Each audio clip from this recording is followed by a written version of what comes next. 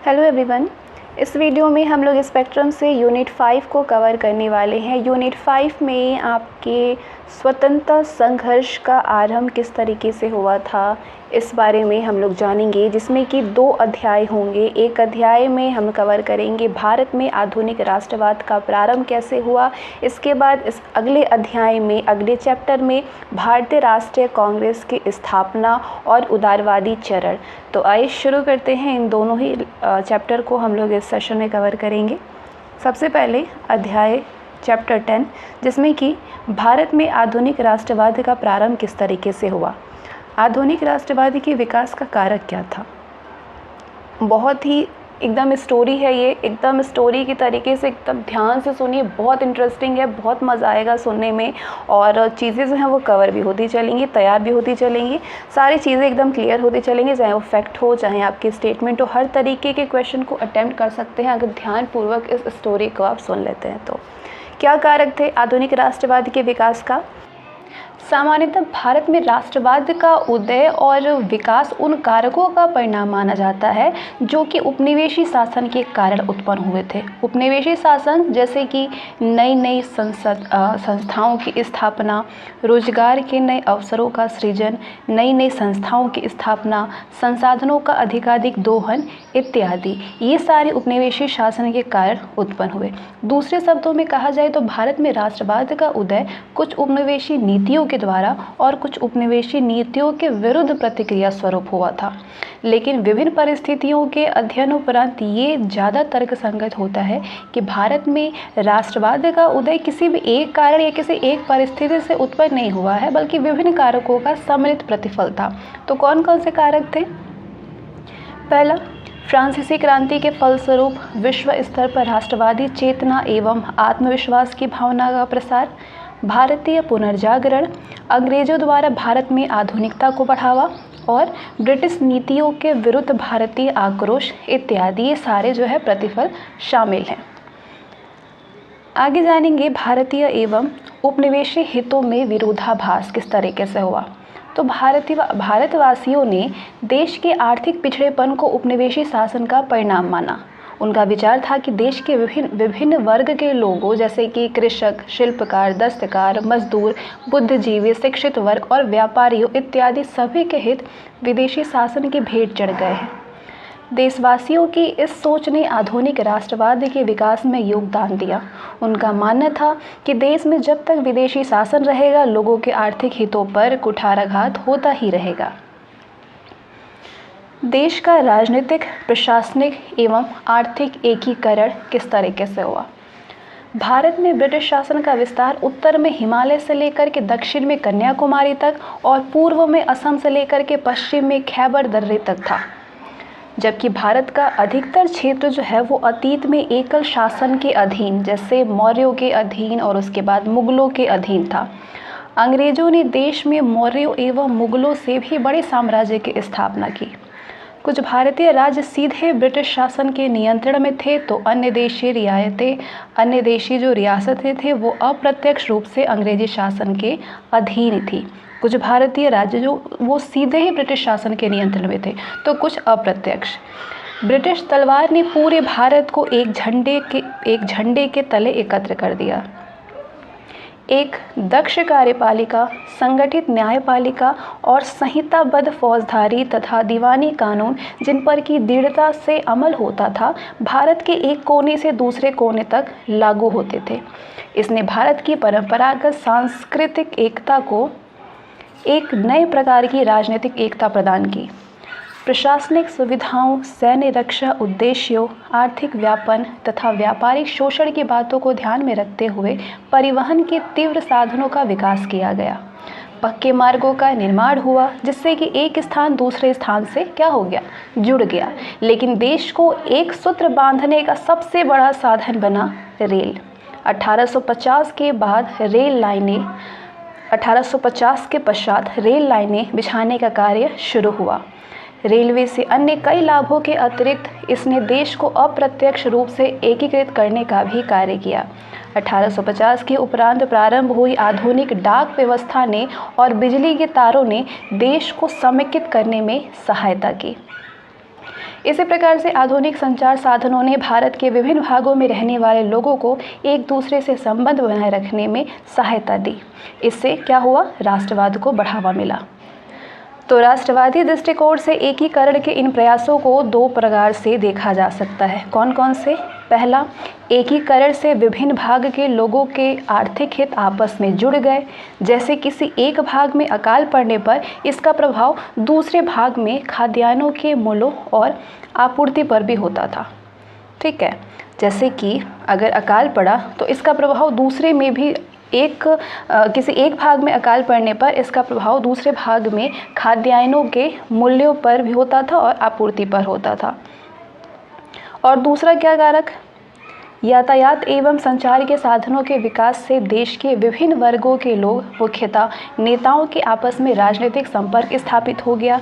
इससे राजनीतिक विचारों के आदान प्रदान की प्रक्रिया को गति मिली और उनके मध्य में क्या हुआ?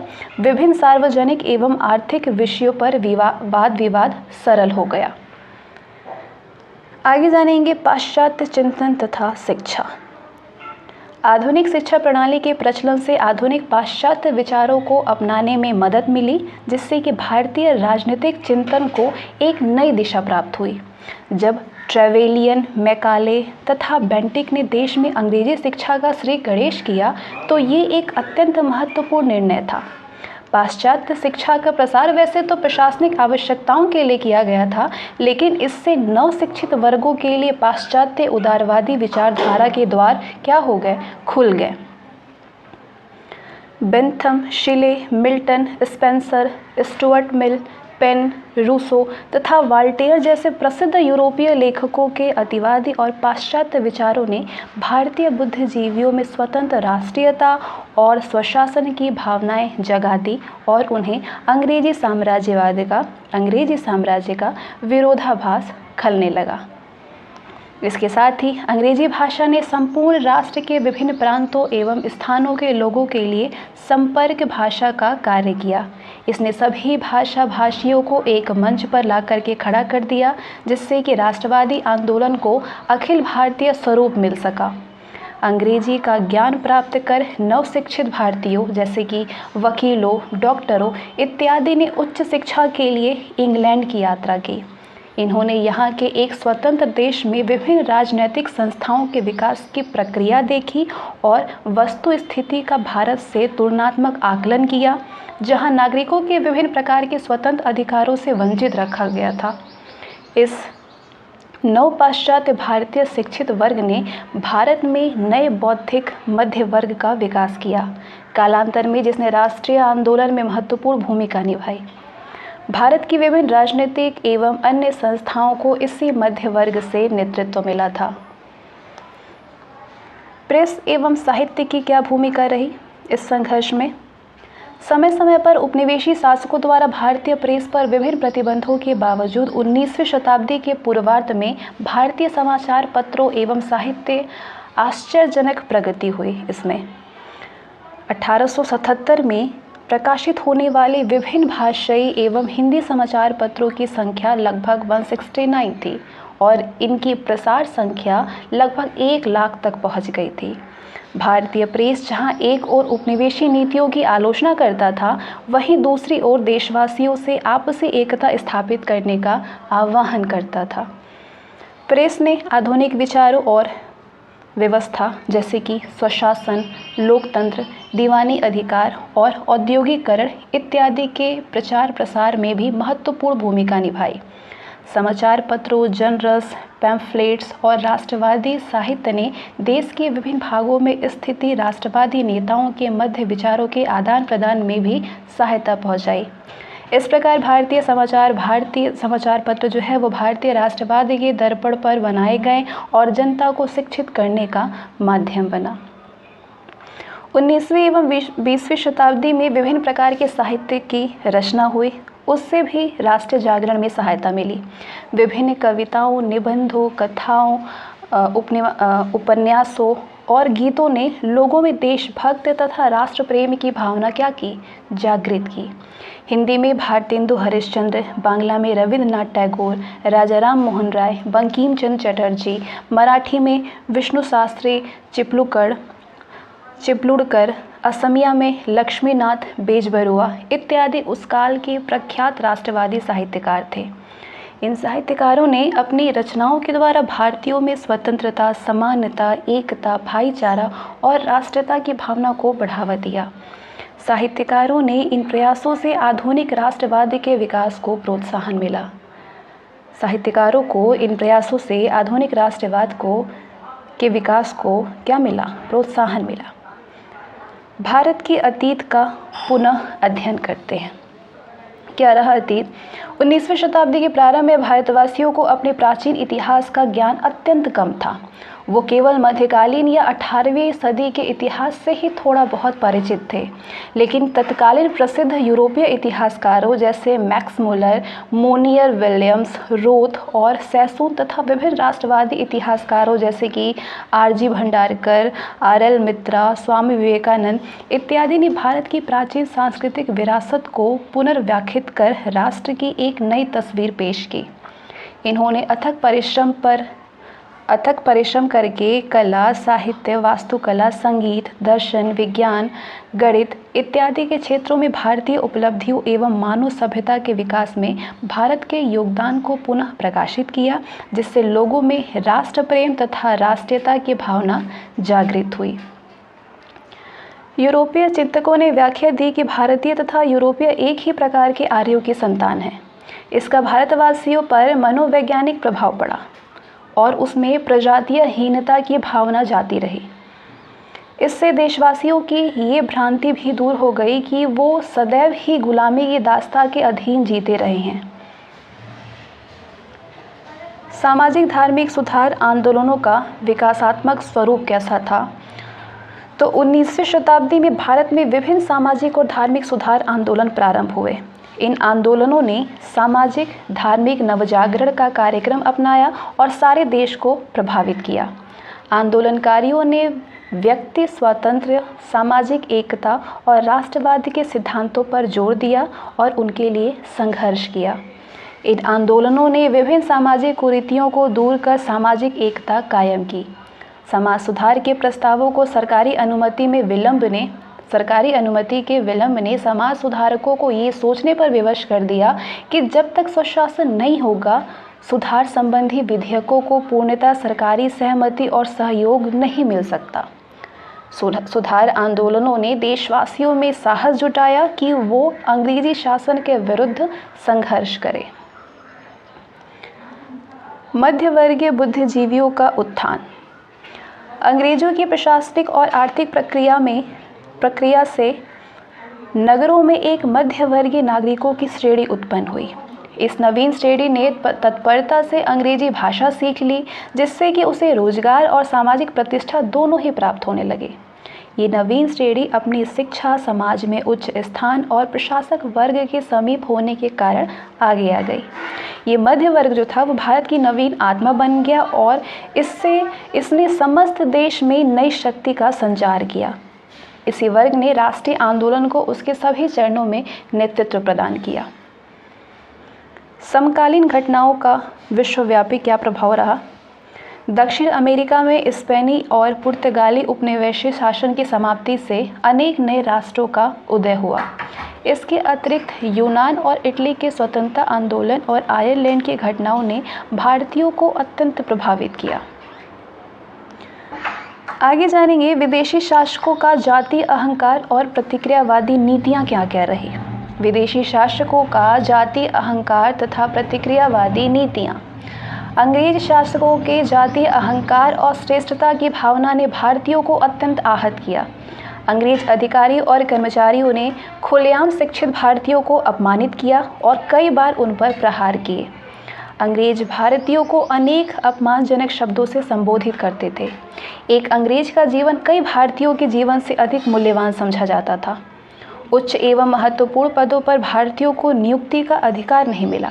इन सभी कारणों से त्वचा के गोरेपन और प्रजातीय श्रेष्ठता के रंग में डूबे अंग्रेजों के प्रति भारतीयों में घृणा पैदा हो गई।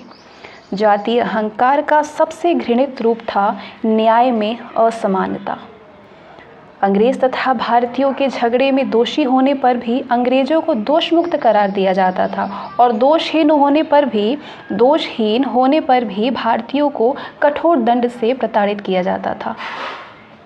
लॉर्ड लिटन की विभिन्न प्रतिक्रियावादी नीतियों, जैसे कि इंडियन सिविल सर्विस में प्रवेश की न्यूनतम आयु 21 वर्ष से घटा करके 19 वर्ष करना, कब 1876 में, जब पूरा दक्षिण भारत भयंकर अकाल की चपेट में था, तब भव्य दिल्ली दरबार का आयोजन हुआ 1877 में।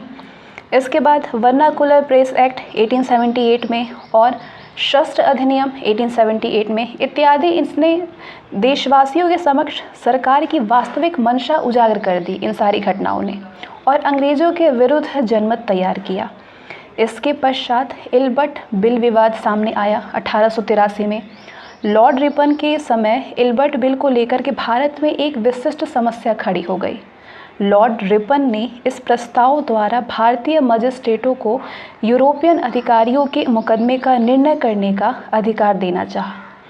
इस बात पर संपूर्ण भारत और इंग्लैंड में अंग्रेज़ों ने संगठित होकर के ऐसा तीव्र आंदोलन किया कि इस प्रस्ताव का संशोधित रूप ही कानून बन सका। संशोधित रूप, इसमें काले और गोरे को लेकर के जो विवाद खड़ा हुआ, उससे स्पष्ट हो गया कि अंग्रेज रंग के आधार पर भारतीयों से कितनी घृणा करते थे।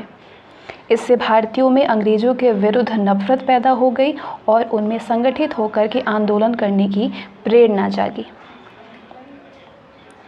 कांग्रेस के गठन से पूर्व राजनीतिक संस्थाएं कौन कौन सी थी? कांग्रेस के गठन से पूर्व राजनीतिक संस्थाओं के बारे में जानेंगे तो भारतीय राष्ट्रीय कांग्रेस भारत में प्रथम राजनीतिक संगठन नहीं था। हालांकि 19वीं शताब्दी के पूर्वार्ध में भारत में अधिकतर जिन राजनीतिक संस्थाओं की स्थापना हुई, उनका नेतृत्व मुख्य रूप से समृद्ध एवं प्रभावशाली वर्ग द्वारा किया गया। इन संस्थाओं का स्वरूप स्थानीय या क्षेत्रीय था। इन्होंने विभिन्न याचिकाओं एवं प्रार्थना पत्रों के माध्यम से ब्रिटिश संसद के समक्ष कुछ मांगें रखीं। कौन कौन सी मांगें रखीं? प्रशासनिक सुधार, प्रशासन में भारतीयों की भागीदारी को बढ़ावा और शिक्षा का प्रसार। प्रशासनिक सुधार, प्रशासन में भारतीयों की भागीदारी को बढ़ावा तथा शिक्षा का प्रसार। लेकिन 19वीं शताब्दी के उत्तरार्ध में देश में जिन राजनीतिक संस्थाओं का गठन हुआ, उसका नेतृत्व मुख्यतः मध्य वर्ग के द्वारा किया गया। इस वर्ग के विभिन्न लोगों, जैसे कि वकीलों, डॉक्टरों, पत्रकारों और शिक्षकों इत्यादि ने इन राजनीतिक संगठनों को सशक्त नेतृत्व प्रदान किया। इन सभी ने सक्षम नेतृत्व प्रदान करके इन संस्थाओं के मार्गों को परिपूर्णता और प्रासंगिकता प्रदान की। बंगाल में राजनीतिक संस्थाएं। बंगाल में राजनीतिक आंदोलनों के सबसे पहले प्रवर्तक थे राजा राम मोहन राय। वो पाश्चात्य विचारों से प्रभावित व्यक्ति थे। उन्होंने ही सर्वप्रथम अंग्रेजों का ध्यान भारतीय समस्याओं की ओर आकृष्ट किया। ऐसा माना जाता है कि 1836 के चार्टर एक्ट की अनेक उदारवादी धाराएं उन्हीं के प्रयत्नों का परिणाम था। लेकिन बंगाल में सर्वप्रथम राजनीतिक संगठन बनाने का श्रेय उनके सहयोगियों को मिला। जब उन्होंने 1836 में बंग भाषा प्रकाशक सभा का गठन किया। कब? 1836 में। कौन सी भाषा? बंग भाषा प्रकाशक सभा। जुलाई 1838 में जमींदारों के हितों की सुरक्षा के लिए जमींदारी एसोसिएशन, जिसे लैंड होल्डर्स सोसाइटी के नाम से भी जाना जाता था, इसका गठन किया गया। जमींदारी एसोसिएशन भारत की पहली राजनीतिक सभा थी जिसने संगठित राजनीतिक प्रयासों का शुभारंभ किया। इसने ही सर्वप्रथम अपने उद्देश्यों की पूर्ति के लिए संवैधानिक प्रदर्शन का मार्ग अपनाया। इसके बाद 1843 में एक अन्य राजनीतिक सभा बंगाल ब्रिटिश इंडिया सोसाइटी बनाई गई, जिसका उद्देश्य लोगों को राष्ट्रवाद की भावना जगाना और राजनीतिक शिक्षा को प्रोत्साहित करना था। सोसाइटी ब्रिटिश शासन के प्रभाव से समाज के सभी वर्गों के लोगों की कठिनाइयों और दुखों पर विचार कर उनके समाधान ढूंढने का प्रयत्न करती थी। इसके बाद 1851 में जमींदारी एसोसिएशन और बंगाल ब्रिटिश इंडिया सोसाइटी का आपस में विलय हो गया और एक नई संस्था ब्रिटिश इंडियन एसोसिएशन का गठन हुआ।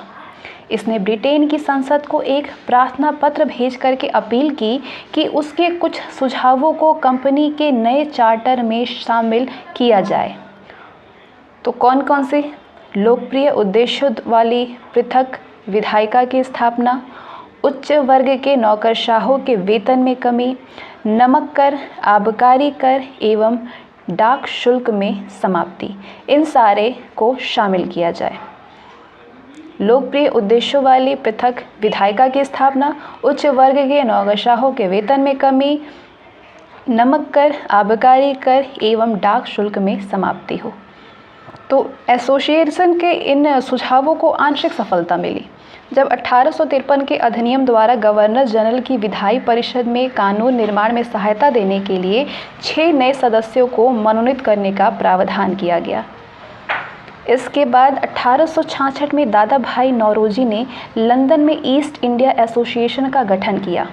इसका उद्देश्य भारत के लोगों की समस्याओं और मांगों से ब्रिटेन को अवगत कराना और भारतवासियों के पक्ष में इंग्लैंड में जन समर्थन तैयार करना था। कालांतर में भारत के विभिन्न भागों में इसकी शाखाएं खुल गई। इसके बाद 1875 में शिशिर कुमार घोष ने इंडियन लीग की स्थापना की। कब की? 1875 में की, जिसका उद्देश्य लोगों में राष्ट्रवाद की भावना जागृत करना और राजनीतिक शिक्षा को प्रोत्साहन देना था। इंडियन लीग की स्थापना, इंडियन लीग का स्थान इंडियन एसोसिएशन ऑफ कलकत्ता ने ले लिया, जिसे कि इंडियन नेशनल एसोसिएशन के नाम से भी जाना जाता है। इसकी स्थापना 1876 में हुई। सुरेंद्रनाथ बनर्जी एवं आनंद मोहन बोस इसके प्रमुख नेता थे इंडियन एसोसिएशन ऑफ कलकत्ता के। ये दोनों ब्रिटिश इंडियन एसोसिएशन की संकीर्ण एवं जमींदार समर्थक नीतियों के विरुद्ध थे। इंडियन एसोसिएशन भारतीय राष्ट्रीय कांग्रेस की पूर्ववर्ती संस्थाओं में से एक महत्वपूर्ण संस्था थी। इसके प्रमुख उद्देश्य कौन कौन से थे? तो इनके प्रमुख उद्देश्य थे तत्कालीन राजनीतिक व्यवस्था के संदर्भ में सशक्त जनमत तैयार करना और एक साझा राजनीतिक कार्यक्रम हेतु भारतवासियों में एकता की स्थापना करना। तत्कालीन राजनीतिक व्यवस्था के संदर्भ में सशक्त जनमत तैयार करना और एक साझा राजनीतिक कार्यक्रम के लिए भारतवासियों में एकता की स्थापना करना। इसने 1877 में भारतीय सिविल सेवा परीक्षा के अभ्यर्थियों की आयु सीमा घटाने का विरोध किया। एसोसिएशन ने इंग्लैंड और भारत में एक साथ परीक्षा कराने और उच्च प्रशासनिक पदों का भारतीयकरण करने की मांग की। इसने दमनकारी आर्म्स एक्ट और वर्नाकुलर प्रेस एक्ट के विरुद्ध प्रचार अभियान चलाया। एसोसिएशन की शाखाएं बंगाल की अनेक स्थानों और बंगाल से बाहर भी कई स्थानों पर खोली गई। एसोसिएशन ने निम्न आय वर्ग के लोगों को आकृष्ट करने के लिए सदस्यता शुल्क काफ़ी कम रखा। एसोसिएशन ने 28 से 30 सितंबर 1833 में कलकत्ता में पहला अखिल भारतीय सम्मेलन आयोजित किया। इसमें देश के विभिन्न भागों से 100 से अधिक प्रतिनिधियों ने भाग लिया। इस प्रकार एसोसिएशन अखिल भारतीय तर्कवादी संगठन के रूप में भारतीय राष्ट्रीय कांग्रेस की अग्रदूत थी। बाद में इसका विलय 1886 में भारतीय राष्ट्रीय कांग्रेस में हो गया। बम्बई में राजनीतिक संस्थाएं कौन सी थी? तो बम्बई में सर्वप्रथम राजनीतिक संस्था बॉम्बे एसोसिएशन थी, जिसका गठन 26 अगस्त 1852 में 26 अगस्त 1852 को कलकत्ता ब्रिटिश इंडिया एसोसिएशन के नमूने पर किया गया। इसका उद्देश्य भेदभावपूर्ण सरकारी नियमों के विरुद्ध सरकार को सुझाव देना और विभिन्न बुराइयों को दूर करने के लिए सरकार को ज्ञापन देना था। 1867 में महादेव गोविंद रनाडे ने पूना सार्वजनिक सभा बनाई, जिसका उद्देश्य सरकार और जनता के मध्य सेतु का कार्य करना था। इसके बाद 1885 में बॉम्बे प्रेसिडेंसी एसोसिएशन बनाई गई, जिसका श्रेय सैयद बदरुद्दीन तैयबजी, फिरोज शाह मेहता और केटी तैलंग को है। मद्रास में राजनीतिक संस्थाएं। कलकत्ता के ब्रिटिश इंडिया एसोसिएशन की शाखा के रूप में मद्रास नेटिव एसोसिएशन का गठन किया गया, लेकिन ये ज़्यादा प्रभावी नहीं हो सके। मई 1884 में एम वीरा राघवाचारी, बी सुब्रमण्यम अय्यर और पी आनंद चार्लू ने मद्रास महाजन सभा का गठन किया। इस सभा का उद्देश्य स्थानीय संगठनों के कार्यों को समन्वित करना था। आगे हम जानेंगे कांग्रेस से पूर्ववर्ती कौन कौन से अभियान थे। तो भारतीय राजनीतिक परिदृश्य पर अखिल भारतीय कांग्रेस के अभ्युदय से पूर्व इन राजनीतिक संस्थाओं ने अनेक आंदोलन या फिर अभियान किए। तो कौन कौन से आंदोलन और अभियान किए और किस चीज़ में किए? 1875 में कपास पर आयात शुल्क आरोपित करने के विरोध में आंदोलन हुआ। सरकारी सेवाओं के भारतीयकरण हेतु 1878-79 में लॉर्ड लिटन की अफगान नीति के विरोध में हुआ।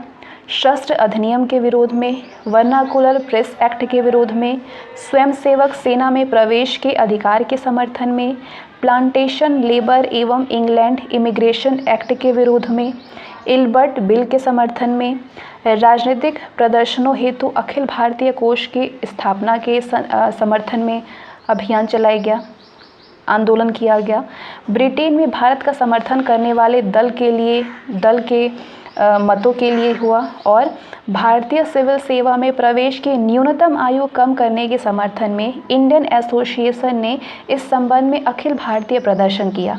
इसे ही भारतीय सिविल सेवा प्रदर्शन के नाम से भी जाना जाता है। आगे कुछ प्रमुख विचार हैं जो कि पूछे जाते हैं। 1 से 2 क्वेश्चन आपके विचार से पूछे ही जाते हैं, चाहे स्टेट पीसीएस है, चाहे यूपीएससी है, चाहे और भी कम्पिटिटिव एग्जामिनेशन में विचार पूछे जाते हैं कि ये विचार किसने दिया, ये कथन किसका है। तो ब्रिटिश शासन द्वारा स्थापित भारत की प्रशासनिक एकता ने सामान्य अधीनता की भावना को जन्म दिया। ये कथन, ये विचार किसका था? जवाहरलाल नेहरू का, कि ब्रिटिश शासन के द्वारा स्थापित भारत की प्रशासनिक एकता ने सामान्य अधीनता की भावना को जन्म दिया। दूसरा कथन है, न्यायालयों में हमारे एक भी देशवासी यानी अंग्रेज के साक्ष्य का वजन अनेक हिंदुओं के साक्ष्यों से ज़्यादा होता है। न्यायालय में हमारे एक भी देशवासी के साक्ष्य का वजन अनेक हिंदुओं के साक्ष्यों से ज़्यादा होता है, ये अंग्रेज ने कहा। ये ऐसी परिस्थिति है जो कि बेईमान और लालची अंग्रेज के हाथों में सत्ता का भयंकर उपकरण रख देती है। ये विचार है जियो टेवेलियन का। कब दिया था? 1864 में। आगे सारांश यानी हम लोगों ने जो भी इस चैप्टर में पढ़ा है, इस संघर्ष में क्या क्या पढ़ा है, उसका ये एक पॉइंट के ज़रिए आपको मतलब याद करने रखने के लिए ये सारांश दिया हुआ है कि आप सारे चीज़ों को जितना भी आपने पढ़ा यहाँ पे आपका ओवरऑल है। आधुनिक राष्ट्रवाद के उदय के क्या क्या कारक थे? तो भारत एवं उपनिवेशी शासन के हितों में विरोधाभास, यहाँ से आपका रिवीजन हो जाएगा। भारत का प्रशासनिक, राजनीतिक एवं आर्थिक एकीकरण, पाश्चात्य चिंतन तथा शिक्षा का प्रभाव हमने जाना। प्रेस और समाचार पत्र की क्या भूमिका थी? भारत के अतीत का पुनः अध्ययन हुआ। सुधार आंदोलन का विकासात्मक स्वरूप जाना हमने। मध्यवर्गीय बुद्धिजीवियों का अभ्युदय, तत्कालीन विश्वव्यापी घटनाओं का प्रभाव क्या रहा, अंग्रेज शासकों की प्रक्रियावादी नीतियों एवं जातीय अहंकार। ये था इसका कंप्लीट सारांश इस चैप्टर में हमने जो भी पढ़ा। आगे अंग्रेज के गठन से पूर्व की राजनीतिक संस्थाएं कब बनी, कौन सी संस्थाएं थी, कब बनी ये? तो 1836 में कौन सी संस्था थी? बंग भाषा प्रकाशक सभा, ये संस्थाएं थी। 1838 की जमींदारी एसोसिएशन, 1843 की बंगाल ब्रिटिश इंडिया सोसाइटी, 1851 में ब्रिटिश इंडियन एसोसिएशन, 1866 में ईस्ट इंडिया एसोसिएशन, 1867 में पूना सार्वजनिक सभा, 1865 की इंडियन लीग, 1876 की कलकत्ता भारतीय एसोसिएशन या इंडियन नेशनल एसोसिएशन जो कि इसके नाम पे पड़ा था, 1884 में मद्रास महाजन सभा और 1885 में बॉम्बे प्रेसिडेंसी एसोसिएशन बना। ये सारे यहाँ पे आप पॉज करके इसको स्क्रीनशॉट ले सकते हैं, याद रखने के लिए सही रहेगा। तो ये थे कांग्रेस के गठन से पहले की राजनीतिक संस्थाएं। आगे आते हैं हम चैप्टर 11 में, यूनिट 5 का अध्याय 11, भारतीय राष्ट्रीय कांग्रेस की स्थापना एवं उदारवादी चरण। तो भारतीय राष्ट्रीय कांग्रेस की स्थापना किस तरीके से हुई, पहले इसके बारे में समझते हैं हम लोग। कांग्रेस के गठन से पूर्व देश में एक अखिल भारतीय संस्था के गठन की भूमिका तैयार हो चुकी थी। 19वीं शताब्दी के छठे दशक से ही राष्ट्रीय राजनीतिक कार्यकर्ता एक अखिल भारतीय संगठन के निर्माण में प्रयासरत थे, लेकिन इस विचार को मूर्त और व्यावहारिक रूप देने का श्रेय एक सेवानिवृत्त अंग्रेज अधिकारी A.O. ह्यूम को प्राप्त हुआ है। ह्यूम ने 1883 में ही भारत के प्रमुख नेताओं से संपर्क स्थापित किया। इसी वर्ष अखिल भारतीय कॉन्फ्रेंस का आयोजन किया गया। 1884 में उन्हीं के प्रयत्नों से एक संस्था इंडियन नेशनल यूनियन की स्थापना हुई। कब हुई? 1884 में। कौन सा यूनियन? Indian national union. इस यूनियन ने पूना में 1885 में राष्ट्र के विभिन्न प्रतिनिधियों का सम्मेलन आयोजित करने का निर्णय लिया और इस कार्य का उत्तरदायित्व भी A.O. ह्यूम को सौंपा। लेकिन पूना में हैजा फैल जाने से उसी वर्ष ये सम्मेलन बम्बई में आयोजित किया गया। सम्मेलन में भारत के सभी प्रमुख शहरों के प्रतिनिधियों ने भाग लिया। यहीं पे सर्वप्रथम अखिल भारतीय कांग्रेस का गठन किया गया। ह्यूम के अतिरिक्त सुरेंद्रनाथ बैनर्जी और आनंद मोहन बोस कांग्रेस के प्रमुख वास्तुविद माने जाते हैं, आर्किटेक्ट्स माने जाते हैं। कांग्रेस के प्रथम अधिवेशन की अध्यक्षता व्योमेश चंद्र बैनर्जी ने की थी और इसमें 72 प्रतिनिधियों ने भाग लिया था। इसके पश्चात प्रतिवर्ष भारत के विभिन्न शहरों में इसका वार्षिक अधिवेशन आयोजित किया गया था। देश के प्रख्यात राष्ट्रवादी नेताओं ने कांग्रेस के प्रारंभिक चरणों में भी इसकी अध्यक्षता की और उसे सुयोग्य नेतृत्व प्रदान किया। इनमें प्रमुख हैं दादा भाई नौरोजी, जो कि 3 बार अध्यक्ष बने सम्मेलन के, बदरुद्दीन तैयब, फिरोज शाह मेहता, P. आनंद चार्लू, सुरेंद्रनाथ बैनर्जी, रोमेश चंद्र दत्त, आनंद मोहन बोस और गोपाल कृष्ण गोखले। कांग्रेस के अन्य प्रमुख नेताओं में महादेव गोविंद रानाडे, बाल गंगाधर तिलक, शिशिर कुमार घोष, मोतीलाल घोष, मदन मोहन मालवीय, G. सुब्रमण्यम अय्यर, C.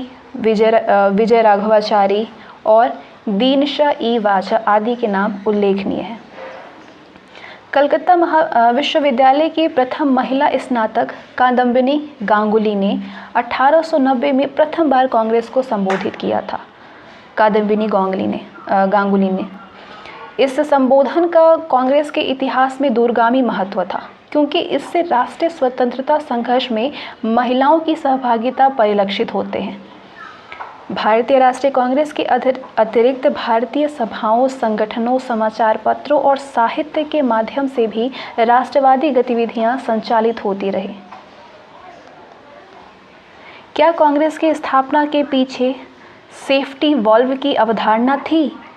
तो कहा जाता है कि A.O. ह्यूम ने राष्ट्रीय कांग्रेस की स्थापना में जिन मुख्य लक्ष्यों को ध्यान में रख करके सहयोग दिया था, उनमें सबसे प्रमुख था अंग्रेजी शासन के विरुद्ध बढ़ते हुए जन असंतोष के लिए सुरक्षा कपाट यानी सेफ्टी वॉल्व की स्थापना करना।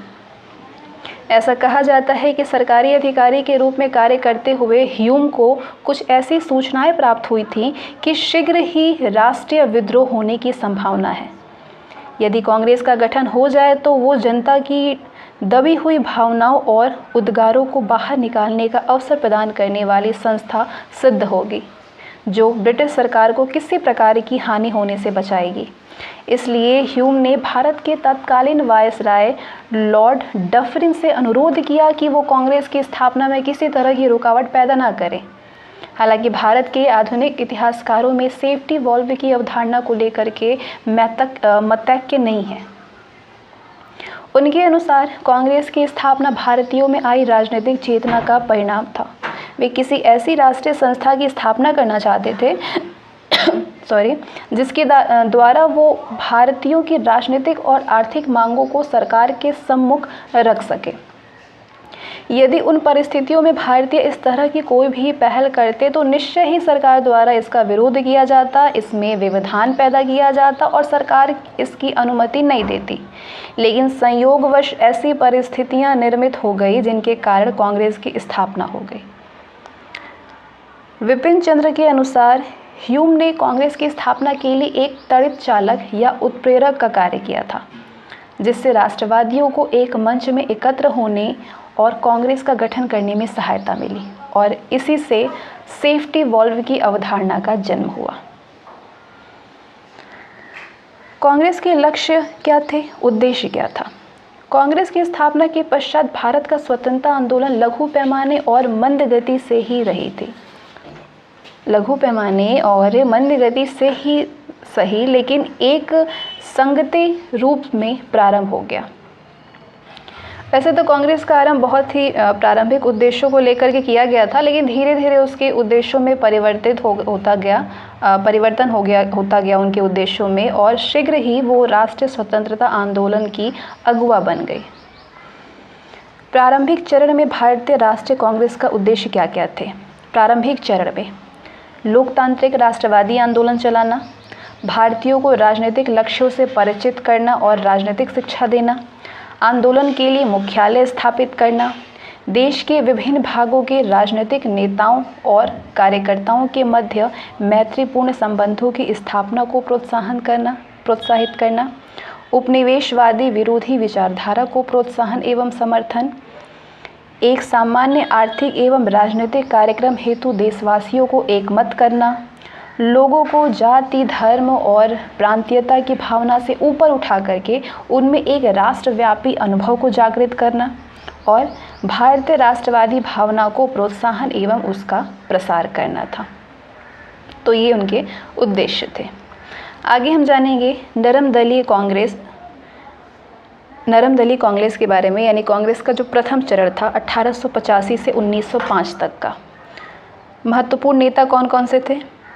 कांग्रेस के इस चरण में, यानी जो पहला चरण था 1885 से 1905 तक का, इसको उदारवादी चरण के नाम से भी जाना जाता है, क्योंकि इस चरण में आंदोलन का नेतृत्व मुख्यतः उदारवादी नेताओं के हाथों में रहा था। कौन कौन से उदारवादी नेता थे? इनमें दादा भाई नौरोजी, फिरोज शाह मेहता, दीन शाह वाचा, WC बनर्जी, SN बनर्जी, रास बिहारी घोष, RC दत्त, बदरुद्दीन तैयबजी, गोपाल कृष्ण गोखले, PR नायडू, आनंद चार्लू और पंडित मदन मोहन मालवीय इत्यादि प्रमुख नेता थे। इन नेताओं को भारतीय राष्ट्रीय आंदोलन के प्रथम चरण के नेताओं के नाम से भी जाना जाता है। ये नेता उदारवादी नीतियों और अहिंसक विरोध प्रदर्शन में विश्वास रखते थे। इनकी ये विशेषता इन्हें 20वीं शताब्दी के प्रथम दशक में उभरने वाले नव राष्ट्रवादियों जिन्हें कि उग्रवादी कहते थे, इससे पृथक करती थी। उदारवादी उपागम, उदारवादी कानून के दायरे में रह करके अहिंसक एवं संवैधानिक प्रियदर्शनों के पक्षधर थे। वैसे तो उदारवादियों की ये नीति अपेक्षाकृत धीमी थी, लेकिन इससे क्रमबद्ध राजनीतिक विकास की प्रक्रिया आरंभ हुई। उदारवादियों का मत था कि अंग्रेज भारतीयों को शिक्षित बनाना चाहते हैं और वो भारतीयों की वास्तविक समस्याओं से बेखबर नहीं हैं। इसलिए यदि सर्वसम्मति से भी देशवासी प्रार्थना पत्रों, याचिकाओं और सभाओं इत्यादि के माध्यम से सरकार से अनुरोध करें तो सरकार धीरे धीरे उनकी मांगें स्वीकार कर लेगी। अपने इन उद्देश्यों की प्राप्ति के लिए उदारवादियों ने 2 तरह की नीतियों का अनुसरण किया, 2 प्रकार की। पहला, भारतीयों में राष्ट्र प्रेम एवं चेतना जागृत कर राजनीतिक मुद्दों पर उन्हें शिक्षित करना और उनमें एकता स्थापित करना, और दूसरा, ब्रिटिश जनमत एवं ब्रिटिश सरकार को भारतीय पक्ष में करके भारत में सुधारों की प्रक्रिया प्रारंभ करना। इसके लिए राष्ट्रवादियों ने प्रार्थना एवं याचिका की पद्धति अपनाई और यदि वे असफल होते तो संवैधानिक विरोध का सहारा लेते। अपने दूसरे उद्देश्यों के लिए राष्ट्रवादियों ने 1889 में लंदन में भारतीय राष्ट्रीय कांग्रेस की ब्रिटिश कमेटी इंडिया की स्थापना की। दादा भाई नौरोजी ने अपने जीवन का काफ़ी समय इंग्लैंड में बिताया और विदेशों में भारतीय पक्ष में जनमत तैयार करने का प्रयास किया। 1890 में नौरोजी ने 2 वर्ष पश्चात यानी 1892 में भारतीय राष्ट्रीय कांग्रेस का अधिवेशन लंदन में आयोजित करने का निश्चय किया, लेकिन 1891 में लंदन में आम चुनाव आयोजित किए जाने के कारण उन्होंने ये निर्णय स्थगित कर दिया। उदारवादियों का मानना था कि ब्रिटेन से भारत का संपर्क होना भारतीयों के हित में है और अभी ब्रिटिश शासन को प्रत्यक्ष रूप से चुनौती देने का यथोचित समय नहीं आया है, इसलिए बेहतर होगा कि उपनिवेशी शासन को भारतीय शासन में परिवर्तित करने का प्रयास किया जाए। आगे हम जानेंगे उदारवादी राष्ट्रवादियों का योगदान क्या रहा। ब्रिटिश साम्राज्यवादी की आर्थिक नीतियों की आलोचना करना। उनके उदारवादी नेताओं दादा भाई नौरोजी, आर.सी. दत्त, दिनशा वाचा और कुछ अन्य ब्रिटिश शासन की शोषण मूलक आर्थिक नीतियों का अनावरण किया और उसके द्वारा भारत में किए जा रहे आर्थिक शोषण के लिए निकास सिद्धांत का प्रतिपादन किया। इन्होंने स्पष्ट किया कि ब्रिटिश साम्राज्य की नीतियों का परिणाम भारत को निर्धन बनाना है। इनके अनुसार सोचे समझे रणनीति के तहत जिस प्रकार भारतीय कच्चे माल एवं संसाधनों का निर्यात किया जाता है और ब्रिटेन में निर्मित माल को भारतीय बाजारों में खपाया जाता है, वो भारत की खुली लूट है। तो इस प्रकार इन उदारवादियों ने अपने प्रयासों से एक ऐसा सशक्त भारतीय जनमत तैयार किया जिसका मानना था कि भारत की गरीबी एवं आर्थिक पिछड़ेपन का कारण यही उपनिवेशी शासन है। इन्होंने ये भी बताया कि भारत में पदस्थ अंग्रेज अधिकारी एवं कर्मचारी वेतन और अन्य उपहारों के रूप में भारतीय धन का काफ़ी बड़ा हिस्सा ब्रिटेन भेजते हैं, जिससे कि भारतीय धन का तेज़ी से इंग्लैंड की ओर प्रवाह हो रहा है। इन्हीं के विचारों से प्रभावित होकर के सभी उदारवादियों ने एक स्वर से सरकार से भारत की गरीबी दूर करने के लिए दो प्रमुख उपाय सुझाए। कौन कौन से? पहला, भारत में आधुनिक उद्योगों का तेजी से विकास और दूसरा, पहला जो है वो भारत में आधुनिक उद्योगों का तेजी से विकास तथा संरक्षण एवं दूसरा, भारतीय उद्योगों को बढ़ावा देने के लिए स्वदेशी वस्तुओं का प्रयोग एवं विदेशी वस्तुओं का बहिष्कार। ये दो उपाय सुझाए गए। इसके अतिरिक्त उन्होंने भू राजस्व में कमी करने, नमक कर का उन्मूलन करने, बागान श्रमिकों की दशा सुधारने एवं सैन्य खर्च में कटौती करने की भी मांग की। तो इसके विस्तृत अध्ययन के लिए भारत में ब्रिटिश शासन का आर्थिक प्रभाव नामक अध्याय 28 में मिलेगा। आगे जब हम लोग 28 अध्याय देखेंगे तो उसमें हम जानेंगे इसके बारे में, विस्तृत अध्ययन करेंगे इस बारे में। आगे चलते हैं। व्यवस्थापिका में संवैधानिक सुधार एवं अधिप्रचार। 1920 तक भारत में व्यवस्थापिकाओं को कोई भी वास्तविक प्रशासनिक अधिकार नहीं प्राप्त थे। सर्वप्रथम 1861 के भारत परिषद अधिनियम द्वारा इस दिशा में कुछ कदम उठाए गए। इस अधिनियम द्वारा केंद्रीय विधान परिषद का विस्तार किया गया। इसमें गवर्नर जनरल और उसकी काउंसिलिंग के सदस्यों के अतिरिक्त 6 से 12 तक अतिरिक्त सदस्यों की व्यवस्था की गई। केंद्रीय विधान परिषद का भारत के किसी भी विषय पर कानून बना सकती थी। केंद्रीय विधान परिषद जो थी वह भारत के किसी भी विषय पर कानून बना सकती थी, लेकिन इस परिषद में भारतीय सदस्यों की संख्या अत्यल्प थी। 1862 से 1892 के मध्य 30 वर्षों की अवधि में केवल 45 भारतीय ही इस परिषद के सदस्य बन सके थे, जिनमें से अधिकांश धनी, प्रभावशाली और अंग्रेजों के भक्त होते थे। नाम मात्र के बौद्धिक व्यक्तियों एवं प्रख्यात लोगों को इसकी सदस्यता मिली थी। इनमें सैयद अहमद खान थे, क्रिस्टोदस पाल, वी.एन. मंडलिक, के.एल. नूलकर और रासबिहारी घोष प्रमुख हैं। तो इस प्रकार 1861 के एक्ट में ब्रिटिश भारत में केंद्रीय स्तर पर एक छोटी सी विधानसभा को जन्म दिया। 1885 से 1892 के बीच राष्ट्रवादियों की संवैधानिक सुधारों की मांग मुख्यतः दो बिंदुओं पर केंद्रित रही थी। पहला, परिषदों का विस्तार एवं इनमें भारतीयों की भागीदारी बढ़ाना। दूसरा, परिषदों में सुधार, जैसे परिषदों को और अधिक अधिकार देना, मुख्यतः आर्थिक विषयों पर। तो ये मूल बिंदु। प्रारंभिक राष्ट्रवादियों ने लोकतांत्रिक स्वशासन के लिए लंबी कार्य योजना बनाई। इनकी संवैधानिक सुधारों की मांगों को सफलता तब मिली जब ब्रिटिश सरकार ने 1892 का भारतीय परिषद अधिनियम बनाया। लेकिन इन अधूरे संवैधानिक सुधारों से कांग्रेस संतुष्टि नहीं हुई।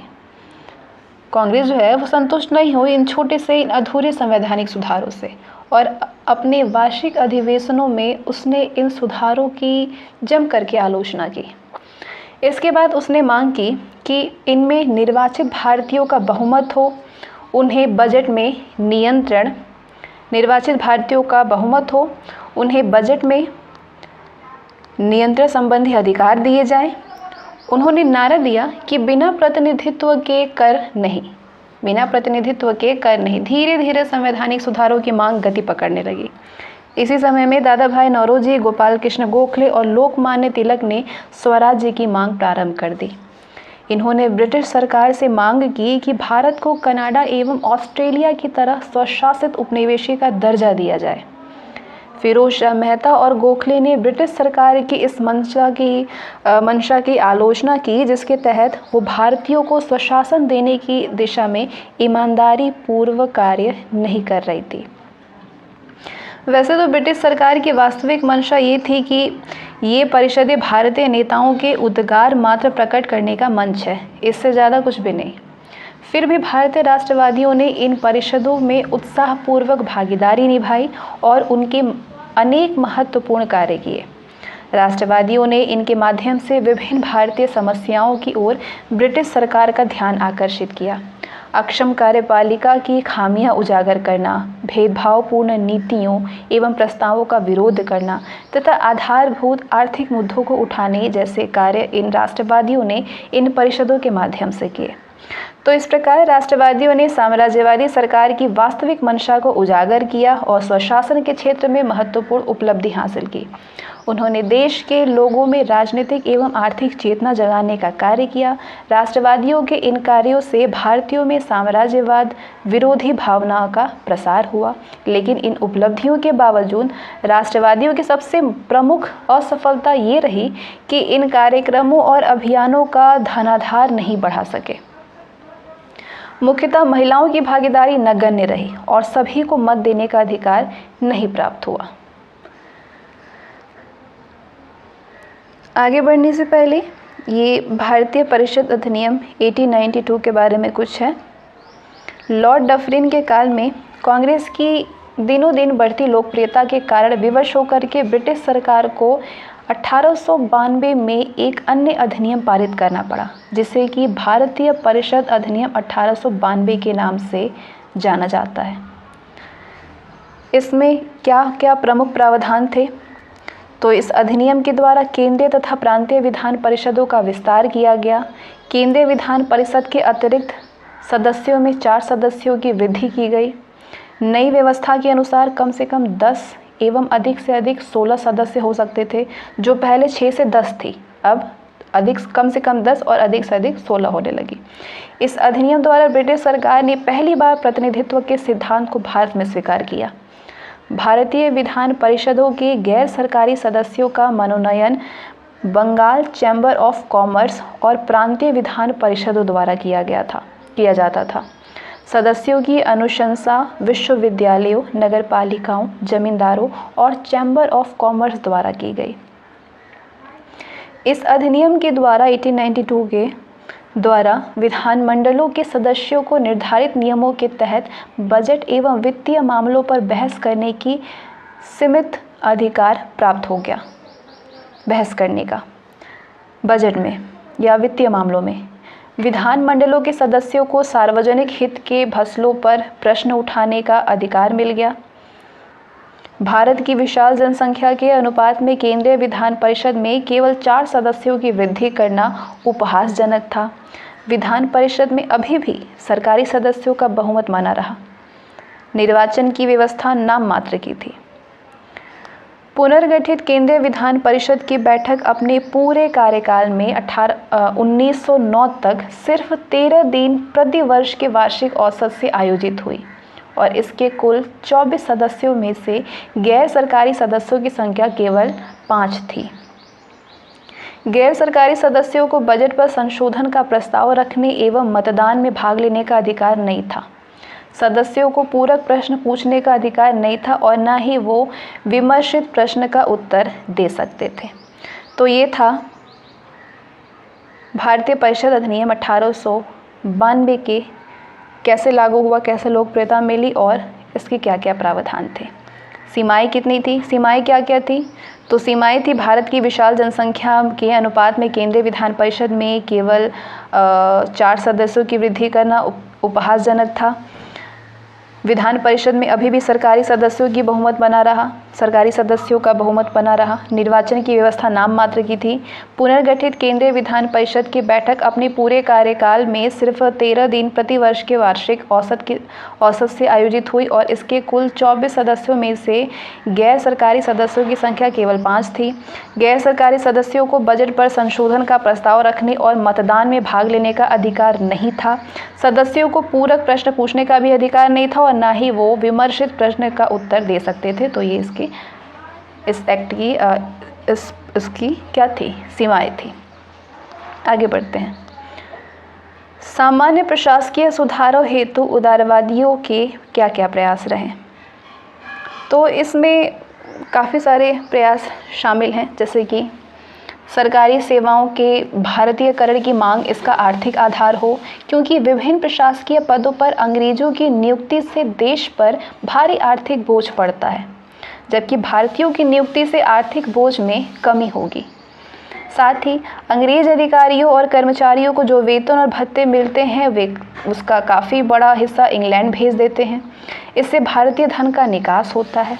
इसके अतिरिक्त नैतिक आधार पर भी ये गलत था कि भारतीयों के साथ भेदभाव किया जाए और उन्हें प्रशासकीय पदों से दूर रखा जाए। दूसरा कि न्यायपालिका का कार्यपालिका से पृथक्करण।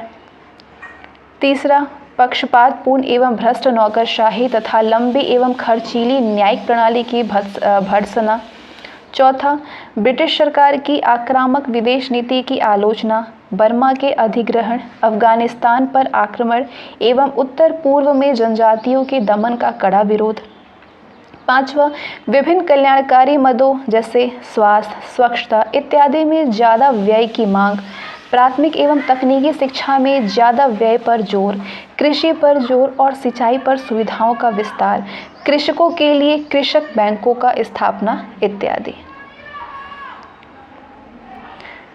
और छठा, भारत के बाहर अन्य ब्रिटिश उपनिवेशों में कार्यरत भारतीय मजदूरों की दशा में सुधार करने की मांग। इनके साथ हो रहे अत्याचार और प्रजातीय उत्पीड़न को रोकने की अपील हुई।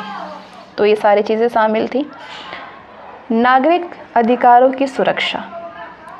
इसके अंतर्गत विचारों को अभिव्यक्त करने की स्वतंत्रता, संगठन बनाने, प्रेस की स्वतंत्रता और भाषण की स्वतंत्रता के मुद्दे शामिल थे।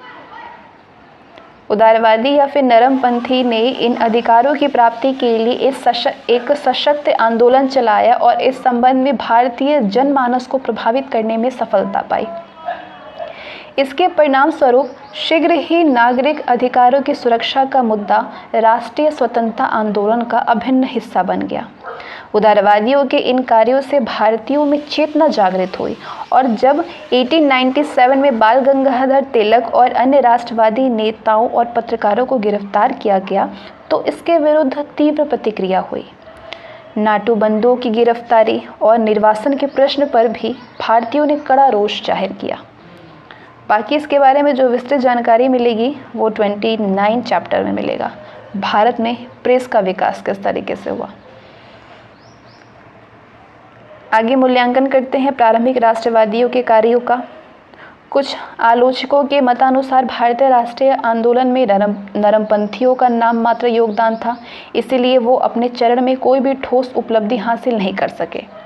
इन आलोचकों का दावा है कि अपने प्रारंभिक चरण में कांग्रेस शिक्षित मध्य वर्ग अथवा भारतीय उद्योगपतियों का ही प्रतिनिधित्व करती थी। उनकी अनुनय विनय की नीति को आंशिक सफलता ही मिला और उनकी आंशिक अधिकांश मांगे जो हैं वो सरकार ने स्वीकार नहीं की। निसंदेह इन आलोचनों में पर्याप्त सच्चाई है, लेकिन नरमपंथियों की कुछ एक उपलब्धियां भी थी जिन्हें कि नज़रअंदाज नहीं किया जा सकता है, जैसे कि उन्होंने तत्कालीन भारतीय समाज को नेतृत्व प्रदान किया, साझा हित के सिद्धांतों पर आम सहमति बनाने एवं जागृति लाने में भी वो काफ़ी हद तक सफल रहे उन्होंने भारतवासियों में इस भावना की ज्योति जलाई कि सभी के एक ही शत्रु अंग्रेज हैं और सभी भारतीय एक ही राष्ट्र के नागरिक हैं। उन्होंने लोगों को राजनीतिक कार्यों में दक्ष किया और आधुनिक विचारों को लोकप्रिय बनाया। उन्होंने उपनिवेशवादी शासन की आर्थिक शोषण की नीति को उजागर किया। नरमपंथियों के राजनीतिक कार्य दृढ़ विश्वासों पर अवलंबित थे, न कि उथली भावनाओं पर। उन्होंने इस सच्चाई को सार्वजनिक किया कि भारत का शासन भारतीयों के द्वारा उनके हित में हो। उन्होंने भारतीयों में राष्ट्रवाद एवं लोकतांत्रिक विचारों एवं प्रतिनिधि संस्थाओं के विचारों को लोकप्रिय बनाया। एक समाज राजनीतिक एवं आर्थिक कार्यक्रम विकसित किया, जिससे बाद में राष्ट्रीय आंदोलन को गति मिली। उन्हीं के प्रयासों से विदेशों विशेष करके इंग्लैंड में भारतीय पक्ष को समर्थन मिल सका। तो ये आपके प्रारंभिक राष्ट्रवादियों के कार्य का मूल्यांकन था, क्या क्या कार्य हुए, किस तरीके से बढ़ा। ये कुछ प्रमुख विचार हैं। आपको हमारे देश के इतिहास में हमारे स्थान का एहसास नहीं है। ये संस्मरण बमुश्किल ही सरकार जानती है। वस्तुतः ये लोगों तक पहुंचते हैं ताकि वो जान सकें कि इन मामलों पर क्या करना है। ये कार्य बिना किसी परिणाम की आशा के वर्षों तक किया जाना है, चूँकि इस प्रकार की राजनीति इस देश में सर्वथा नवीन है। ये कथन है जस्टिस महादेव गोविंद रानाडे गोखले को कहते हुए। कब? 1891 में गोविंद रानाडे गोखले को कहते हैं कि आपको हमारे देश के इतिहास में हमारे स्थान का एहसास नहीं। ये संस्मरण बेमुश्किल ही सरकार जानती है। वस्तुतः ये लोगों तक पहुंचते हैं ताकि वे जान सके कि इन मामलों पर क्या करना है।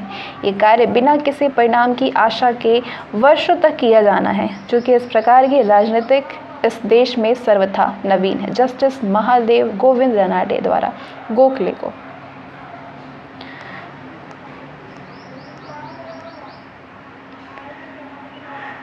आगे जनसाधारण की क्या भूमिका रही संघर्ष में। भारतीय राष्ट्रीय आंदोलन के उदारवादी काल में कांग्रेस का जनाधार सीमित था, लेकिन जनसामान्य ने इसमें शिथिल या निष्क्रिय भूमिका निभाई थी। इसका मुख्य कारण था कि प्रारंभिक राष्ट्रवादी जनसाधारण के प्रति ज़्यादा विश्वस्त नहीं थे। उनका मानना था कि भारतीय समाज अनेक जातियों और उपजातियों में बटा हुआ है और उनके विचार और सोच संकीर्णता से ओतप्रोत है। फलतः प्रारंभिक राष्ट्रवादियों ने उनकी उपेक्षा की। उदारवादियों का मत था कि राजनीतिक परिदृश्य पर उभरने से पहले जातीय विविधता के कारकों में एकीकरण आवश्यक है, जातीय विविधता के कारकों पर। लेकिन ये इस महत्व को नहीं समझ सके कि इस कारक में विविधता के बावजूद उसने भारतीय राष्ट्रीय कांग्रेस के प्रारंभिक चरण में एक महत्वपूर्ण भूमिका निभाई है। व्यापक जन समर्थन के अभाव में उदारवादी ब्रिटिश सरकार के विरुद्ध आक्रामक राजनीतिक रुख अख्तियार नहीं कर सके। लेकिन बाद के राष्ट्रवादियों में उदारवादियों की इस सोच में अंतर था। उन्होंने राष्ट्रीय आंदोलन की सफलता के लिए जन सामान्य में व्यापक पैठ बनाई और जनाधार बढ़ाया। कालांतर में इसका लाभ आंदोलनकारियों को मिला। ब्रिटिश सरकार का क्या रुख रहा। कांग्रेस के जन्म के प्रारंभिक वर्षों में ब्रिटिश सरकार और भारतीय राष्ट्रीय कांग्रेस में कुछ समय के लिए सहयोगात्मक रुख बना रहा। उदारवादियों का विश्वास था कि भारत की स्थिति को ब्रिटिश शासन के अधीन रहकर ही सुधार किया जा सकता है, ब्रिटिश शासन के अधीन ही। लेकिन 1887 के बाद कांग्रेस और सरकार के रिश्तों में कड़वाहट आने लगी। नरमपंथियों का भ्रम शीघ्र ही टूट गया, क्योंकि शासन का वास्तविक स्वरूप उनके सामने आ गया। इस काल में अंग्रेज ने सरकार की आलोचना और तीव्र कर दी। इस काल में कांग्रेस ने सरकार की आलोचना को और तीव्र कर दी। फलतः दोनों के आपसी संबंध और भी खराब हो गए। इसके बाद सरकार ने कांग्रेस विरोधी रुख अख्तियार कर लिया और राष्ट्रवादियों को राजद्रोही ब्राह्मण एवं देशद्रोही विप्लवकारी जैसे राष्ट्रवादी ब्राह्मण और देशद्रोही विप्लवकारी जैसे उपनाम या उपमाएं देने लगी। लॉर्ड डफरिन ने कांग्रेस को राष्ट्रद्रोहियों की संस्था कह करके पुकारा। किसने? डफरिन ने। कालांतर में सरकार ने कांग्रेस के प्रति फूट डालो एवं राज करो की नीति अपना ली। सरकार ने विभिन्न कांग्रेस विरोधी तत्वों जैसे सर सैयद अहमद खां, बनारस नरेश, राजा शिव प्रसाद सिंह इत्यादि को कांग्रेस के कार्यक्रमों की आलोचना करने के लिए उकसाया। किसको किसको? अहमद खां को और बनारस नरेश, राजा शिव प्रसाद सिंह को।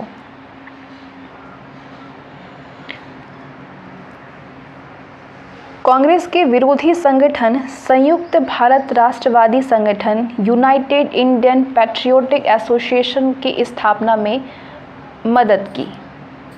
सरकार ने संप्रदाय और विचारों के आधार पर राष्ट्रवादियों में फूट डालने का प्रयास किया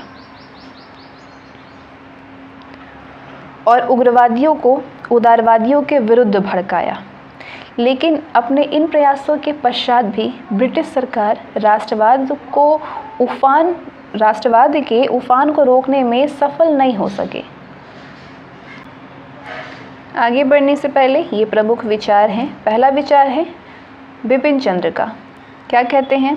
1858 से 1905 तक का समय भारतीय राष्ट्रवाद का शैशव काल था। प्रारंभिक राष्ट्रवादियों ने इस काल में राष्ट्रवाद की धरती को सींचा एवं उसमें गहरे तक राष्ट्रीयता के बीज बो दिए। ये कथन है, ये विचार है बिपिन चंद्र का।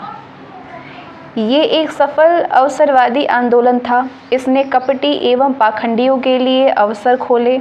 इसने कुछ लोगों को राष्ट्रीयता के नाम को भुनाने का अवसर दिया। ये विचार हैं लाला लाजपत राय के।